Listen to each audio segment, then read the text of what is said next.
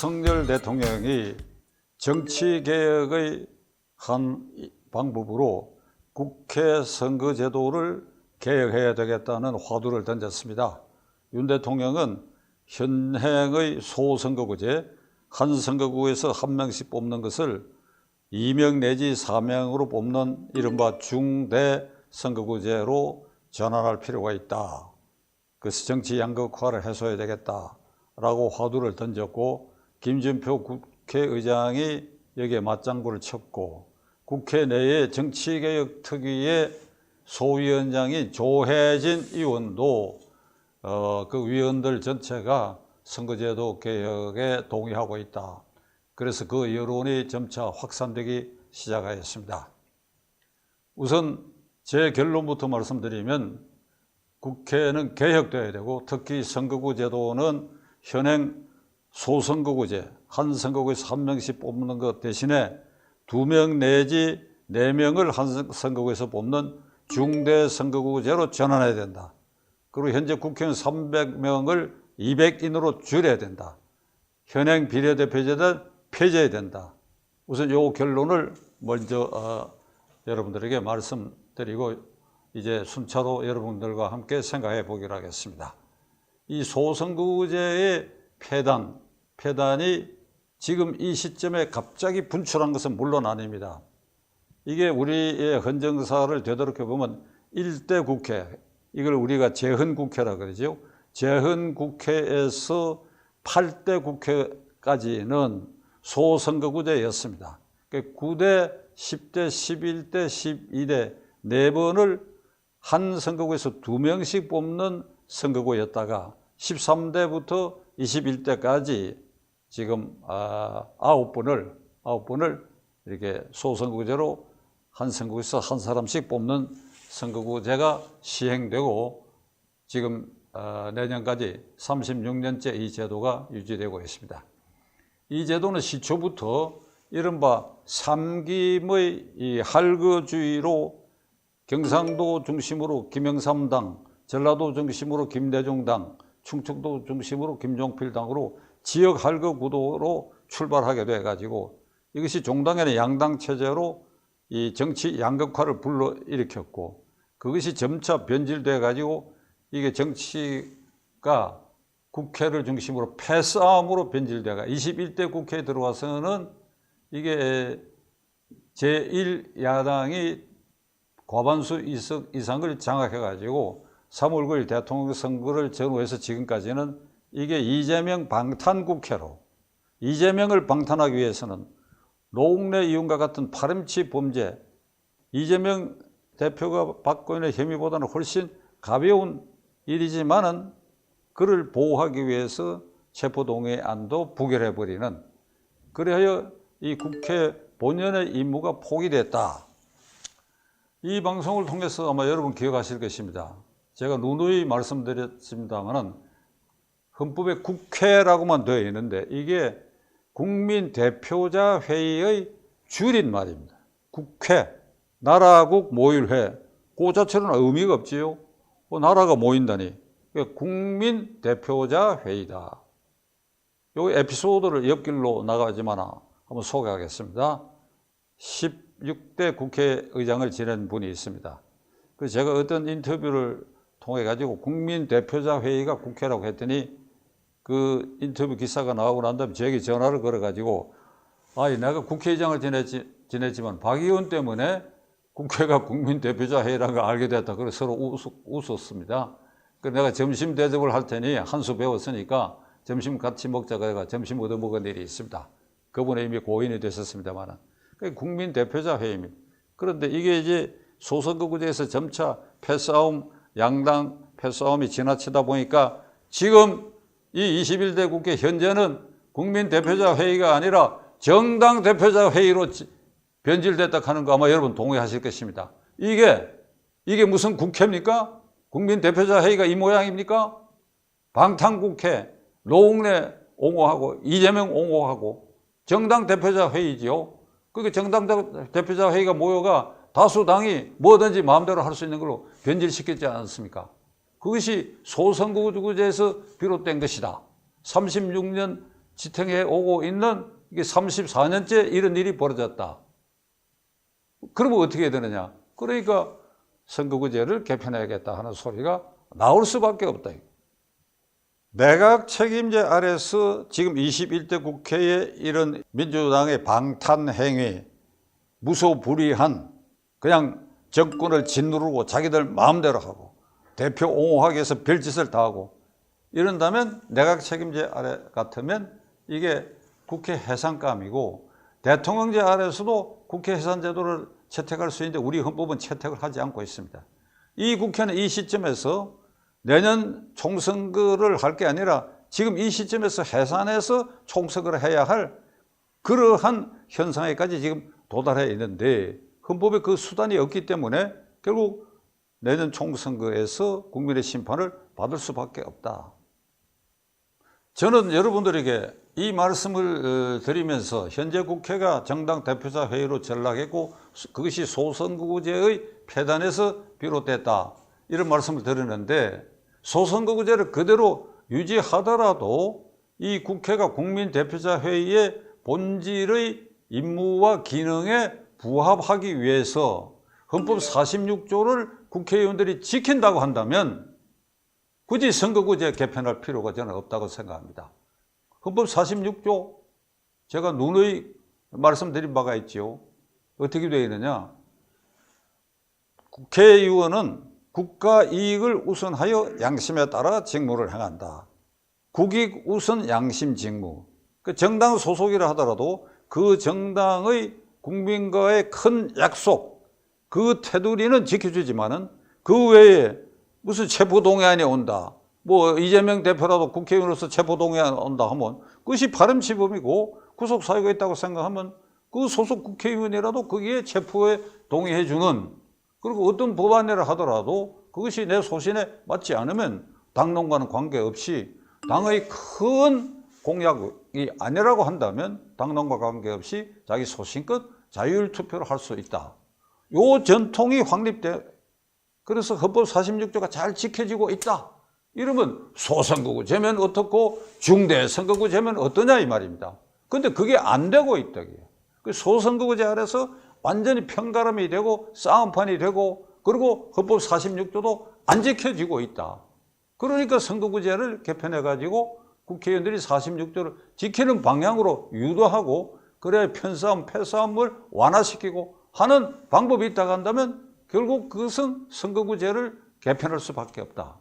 그런 결론에 도달해가 이 논의가 시작된 것입니다. 이 소선거구제가 국민의 민심, 국민의 뜻을 반영하는 그 수치만큼 의석이 확보되지 않는다 하는 것. 이것도 소선거구제의 폐단으로 중요한 폐단으로 지적될 수밖에 없습니다. 무슨 말인고 하면 지금 이 국회 21대 국회가 3년 반이죠. 2년 7개월 전 선거에서 이 현재 민주당이 총 득표율에 있어서는 49.9%를 득표했고 국민의힘당은 41.5%를 득표했습니다. 그런데 49.9%를 득표한 민주당은 비례대표를 빼고 163석을 획득했고 지역구요. 그 다음에 41.5%를 득표한 국민의힘당은 84석. 그러니까 163대 84. 거의 더블 스코어로 거의 2배를 민주당이 차지하게 됐다. 그런데 그 득표율 차이는 8.4%다. 고작 8.4% 차이에 결국 의석수에 있어서는 163대 84. 거의 배의 결과가 나타났다. 그렇다면 국민의 민심을 수치로 정확하게 만일 이걸 반영한다고 한다면 21대 국회에서는 민주당과 국민의힘당의 의석 차이가 25석 정도 돼야 거의 정확한 것입니다. 그런데 실제로는 거의 80석, 79석의 차이가 나게 돼요. 여러분 이 수치 개념을 이해하시겠죠? 한번 다시 반복하겠습니다. 지난 21대 국회의원 선거에서 민주당이 지역구에서 얻은 총 득표율은 49.9%, 국민의힘당은 41.5%, 그 득표율 차이는 8.4%. 그런데 의석 차이는 163대 84. 결국 79석이나 차이가 난. 요 수치 차이만큼 만일 의석이 반영된다고 한다면 25석 정도 차이가 나야 하는 것이다. 자, 그러니까 이게 소선거구제는 이만큼 사표, 민심이 반영된 표가 쓰레기통에 들어간 비율이 이렇게 높다. 그러니까 그런 점에서도 이 소선거구제는 반드시 개편되어야 되겠다. 이런 말씀이 되겠습니다. 소선거구제는 선거구 하나에서 한 명을 뽑기 때문에 이 선거라고 하는 게 갈수록 싸움판이 돼가지고 감정적 대립이 오고 이것은 결국 지역 갈등을 조작하고 깊이 파는 그런 결과를 지금 초래하고 있습니다. 제가 에피소드 하나를 이 얘기가 나온 김에 하나 말씀드리려고 합니다. 소선거구제가 87년 6.29 선언 이후 13대 국회 1988년 3월에 시행된 소선거구제로 시행된 13대 국회의원 선거에 제가 서울 서초구에 야권 무소속 후보로 출마한 일이 있습니다. 그 선거운동 과정은 지금 회고해 보면 아주 난잡한 싸움이었어요. 제가 유력한 당선 후보다 이러니까 여당 후보, 그 당시 여당은 노태우 대통령의 민정당인데 저를 이제 두들겨 패는 그 정도가 뭐 벽보를 훼손하고 프랑카드를 훼손하고 마타도를 뭐 생산해내고 그 제가 그랬어요. 이게 월남전이다. 월남 밀림에서 한국군이 싸우던 때하고 비슷하게 월남전 뻘밭에 내가 빠져가지고 이렇게 허우적거리냐 이렇게 당선은 됐습니다. 그래가지고 해가 바뀌어가지고 신년 할애식을 서초구청에서 열렸는데 그때 그 구청장은 그때는 선거에 하지 않는 그러니까 임명제죠. 그러니까 노태우 정권 하에서 임명된 서초구청장. 그래서 신년 할애식에 제가 시간을 맞춰 참석했습니다. 수백 명이 앉아있는데 앞줄에 자리를 마련했기 때문에 그 앞에 가서 뒤쪽으로 보고 이렇게 고개를 숙여서 인사를 하고 앉으려고 하는데 거기 모인 사람들은 그러니까 민정당 정권 아래에 저와 결전을 했던 민정당 후보 측을 옹호했던 민정당의 그 지역의 주요 당직자들로 이게 전부 자리에 꽉 차 있어요. 그래서 순간 돌아서서 인사를 하는 순간에 제가 느낀 거는 이 사람들 표정이 섬뜩할 정도예요. 제가 섬뜩함을 느꼈어요. 만일 제가 민정당 후보로 당선됐다 하면 저를 한 박수 소리 틀듯이 나왔을 것입니다. 여기 선거 후에 처음 열리는 신년 할애식이니까 박수는커녕 저를 쳐다보는 이 눈초리들이 웬 원숭이가 우리 잔치판에 나타났냐 하는 이런 표정으로 이게 원수가 나타난 거 아니냐 하는 이런 표정을 느껴서 아주 섬뜩한 생각을 했습니다. 물론 저의 우군은 그 집단 외에 바깥에 훨씬 더 많이 있죠. 그러나 이 제도상으로 그런 관청 행사에는 그런 모습까지 보이는 아주 이렇게 적대 감정이 깊이 뿌리 박혀 있었다. 이걸 제가 피부로 느끼는 사람입니다. 다음으로는 국회의원이 현재 공직선거법상 국회의원 정수가 300인으로 되어 있는데 국회의 저 행태를 보고 SNS나 이런 데 가끔 댓글 같은 거 보면 100명으로 줄이자, 100명으로.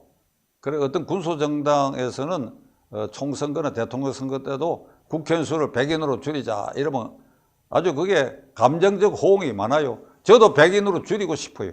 그런데 우리 헌법에 어찌 되어 있느냐 하면 헌법 41조에 국회의원 정수는 200인 이상으로 한다. 그리고 선거에 관한 것은 법률로 정한다. 그러니까 200인 이상으로 하는데 정확한 수치는 국회의원 선거법, 공직선거법으로 그 인원수를 결정한다. 헌법이 그렇게 되어 있습니다. 그 지금 300명이 되어 있는데 이 해석을 어제도 그 유력한 이 평론가가 이런 얘기를 합니다. 이게 이제 소선거구제를 폐지하고 중대선거구제를 하면 국회의원 수는 300에서 400, 500으로 헌법상 얼마든지 늘릴 수 있다. 이렇게 얘기를 하길래 제가 기가 찼는데 이 헌법에 200인 이상으로 한다. 200인 이상이다. 요거는 하한을 얘기한 거예요. 헌법이. 200인 이하로는 내려가지 마라. 왜? 우리 인구가 몇 천만이 되는데 200인보다 더 내려가면 그게 대표성 확인하기 어려우니까 최소 200인인데 그럼 상한은 규정이 안 돼 있으나 그 취지는 200인에서 선거구를 쪼개다 보면 행정구역별로 쪼개다 보면 딱 200인에 맞춰지지 못하는 경우가 있을 것이다. 행정구역사로 맞추다 보니까 199명으로 맞춰질 수도 있고 그러니까 그게 200인을 맞추다 보니까 그게 이가 맞지 않는 부분이 있으니까 한 10석이나 20석 정도 그러니까 200인에서 한 10% 그 범위 안에서 결정하라는 것이 헌법 해석상의 원칙입니다. 그러니까 220명 전후 요 선에서 행정구역을 쪼개다 보니까 그거 조금 융통성을 가지라는 뜻이지 300석으로 막 늘리고 하라는 뜻은 아니다 이거예요. 그러니까 200인으로 줄인다. 그래서 선거구를 조정하다 보니까 210명, 220명 이런 선에서 이게 결정이 돼야 된다 하는 것을 여러분들에게 말씀드립니다. 비례대표는 마땅히 폐지돼야 됩니다. 마땅히 폐지돼야 됩니다. 현행 이 비례대표죠. 21대 국회 이 비례대표 위헌이에요. 그러니까 13대 국회 이래에 이 9번 선거를 통해서 비례대표제가 거기에 채택된 것은 이 우리의 헌법 규정을 무시한 거예요. 제가 설명을 드리겠습니다. 1대 국회부터 2대, 3대, 4대, 5대, 6대, 5대 국회까지는 비례대표제가 없었습니다. 비례대표제가 도입된 것은 6대 국회부터 도입되기 시작해가지고 그리고 지금 계속해서 이 비례대표제가 도입되어 있는데 6대, 7대, 8대까지의 비례대표는 헌법에 근거가 있습니다. 6대, 7대, 8대까지는 의 비례대표는 헌법에 어떤 근거가 있느냐 하면 그때는 박정희 헌법 3기 3공화국 헌법인데 헌법에 대통령과 국회의원으로 입후보할 때는 반드시 정당 추천 후보라야 된다. 정당의 추천 후보가 아닌 무소속 후보의 출마는 금지되어 있다. 그러니까 그 부분에 있어서는 정당 국가제도를 채택한 것입니다. 그러니까 각 정당의 득표율대로 비례대표를 배분한다. 이건 헌법적 근거에서 정당성이 있는 것입니다. 그런데 9대 이후에는 지금까지는 무소속 후보도 입후보가 가능한 제도 아래서 비례대표제를 채택하고 있다. 그런데 그것을 정당의 득표율에 따라서 정당 예비 후보들에게만 비례대표를 배분한다. 자, 사표도 있고 무소속도 있다 이거예요.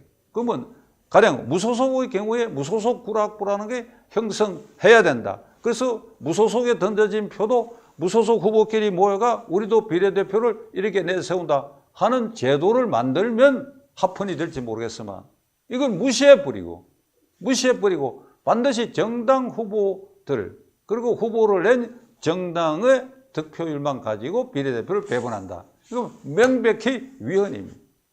그러니까 비례대표제는 폐지해야 되고 더더구나 21대 국회 수리 보고 있지요. 비례대표로 국회의원 배지를 단 사람들 행태를 보고 있지 않습니까? 그래도 이 판에 지역구에서 뽑힌 국회의원이 그나마 민심이라고 하는 것을 느끼니까 조금은 다른 것 같아요. 그 비례대표로 된 사람들 하는 거 보십시오. 막무가내로 뭐 하고 있잖아요. 누구 제 이름만 들먹이지 않겠습니다. 그 민주당의 경우에 뭐 이 얘기 났으니까 예를 들지요. 윤미향 의원 같은 사람. 그 정신대 할머니들 앵벌이 해갖고 지금 그 삥땅한 횡령한 돈 때문에 재판에 회부되는데도 사퇴할 생각도 안 하고 있고 김의겸이라는 사람 보세요. 지금 하는 일이 어떤 일인지. 청담동 술자리 파동을 일으켜가지고 그것이 허위로 판명된데도 불구하고 사과 한 번 안 하고 오나침에도 뭐 무슨 얘기를 고개를 고쳐들고 하고 있잖아요. 이게 다 비례대표 출신들이에요. 이게. 여러분 그 꼴이 보기 싫지 않습니까? 자, 결론을 내리겠습니다. 21대 국회에서 보여주고 있는 이 행태를 보고도 우리가 가능한 선거구제 개혁을 안 한다고 한다면 이건 저는 대한민국이 아니라고 생각합니다. 그러니까 중대선거구제를 바꿔야 된다. 국회의원 수는 헌법 해석상 200인 이상이라고 하지만은 그건 200인에서 한 10명 내지 20명 정도 범위 안에 행정구역을 나누다 보면 필연적으로 어긋나는 부분이 있으니까 그 정도 융통성을 가져서 한 210 내지 220석 범위로 해야 된다. 비례대표는 마땅히 폐지돼야 된다. 제가 여러분들이 이해할 만큼 제 생각을 이렇게 잘 풀이했는지 모르겠습니다만은 앞으로 몇 차례 계속해서 이 문제에 대해서는 제 소견을 밝힐 생각입니다. 끝까지 시청해 주셔서 감사합니다.